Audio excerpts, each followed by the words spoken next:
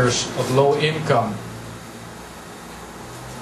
under Title 25, the United States government would build houses for them on tribal lands, and those houses have to conform to the local building code. So we're not talking about a wood tin shack, we're talking about a concrete house. What would this do to our economy as an island? What would this do for us as a people? How would it affect the current Organic Act status? Well, it doesn't have to have any impact on the current Organic Act status. The current Organic Act status can be maintained for non-Chamorros.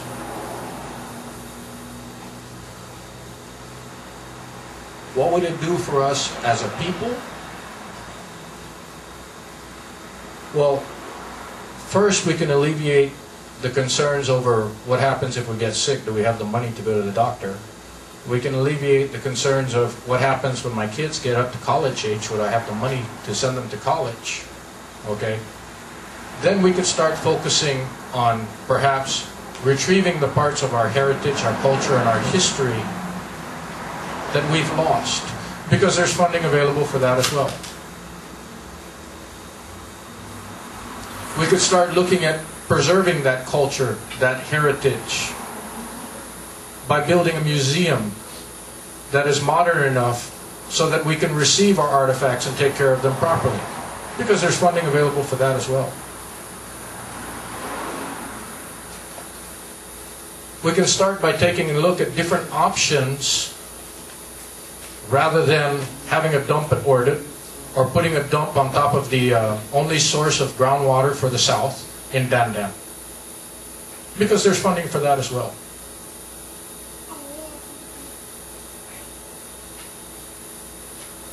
There are a great deal of benefits attached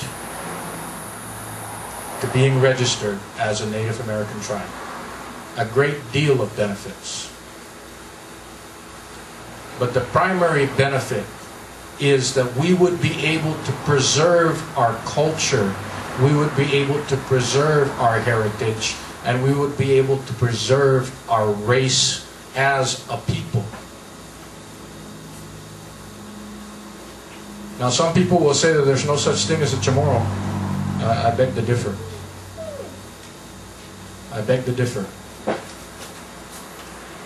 The Chamorro people did not exist until the Spanish acquisition of this island. Prior to that, there were 3 different races of people that lived on this island, and they didn't call themselves Chamorros.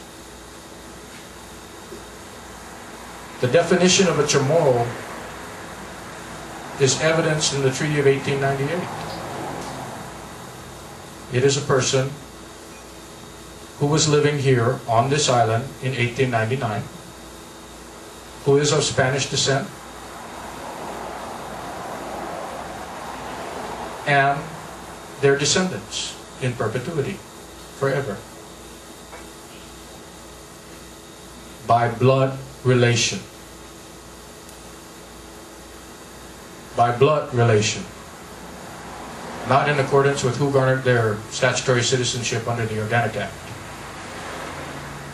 A race is a people who are linked by blood, not by time, and not by a place, but by blood.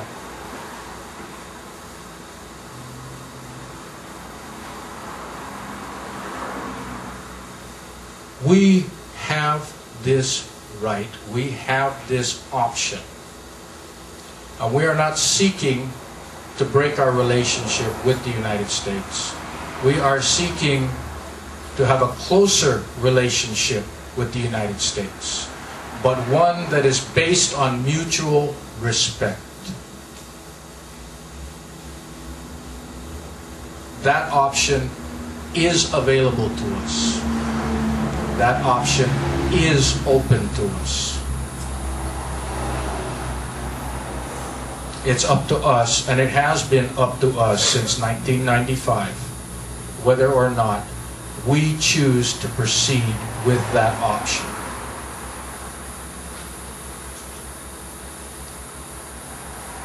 On the plebiscite plan for 2010, they have 3 options available for that plebiscite. You have independence with free association, you have commonwealth, and you have statehood.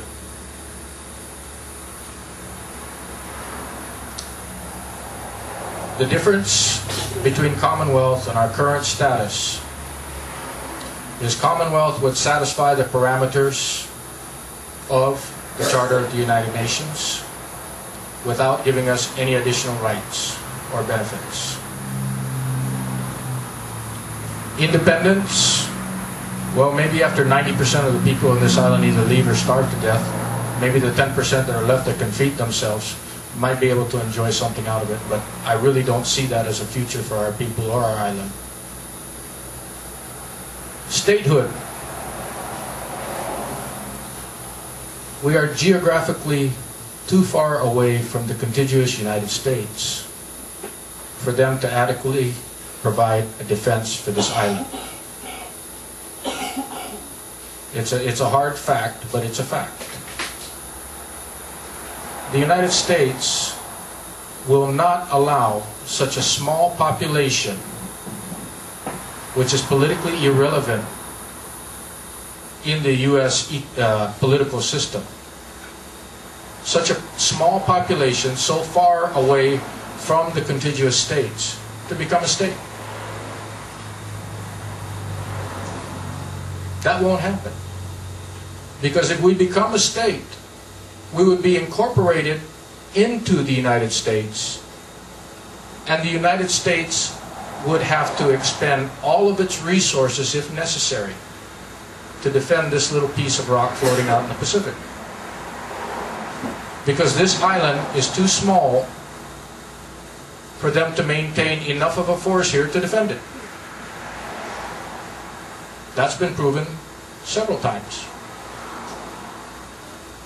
They would not have the tactical mobility needed to defend it because it's too small geographically. There's no room to maneuver. So statehood, I do not believe that is anything the United States would ever allow to happen, because it would be too much of an embarrassment if they were to lose a state in an armed conflict. The only other option is tribal registration.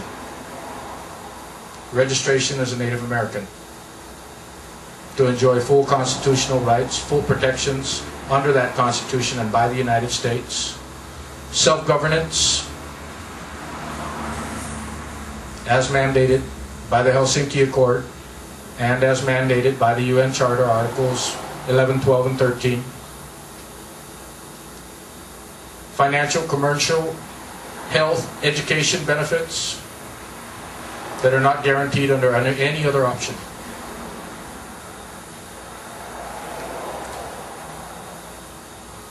Now, the interesting thing about Title 25 is registration as a Native American tribe would satisfy the parameters of the Helsinki Accord. It would satisfy the parameters of the United Nations Charter, while at the same time it does not require a plebiscite. What it does require is a group of native inhabitants who consider themselves to be Native Americans to file for registration with the Bureau of Indian Affairs under the Department of Interior. And if those Native people meet the parameters established under Title 25, then they are eligible for registration. We do meet the parameters as established under Title 25. It's up to us whether we choose to use that option and take advantage of those benefits.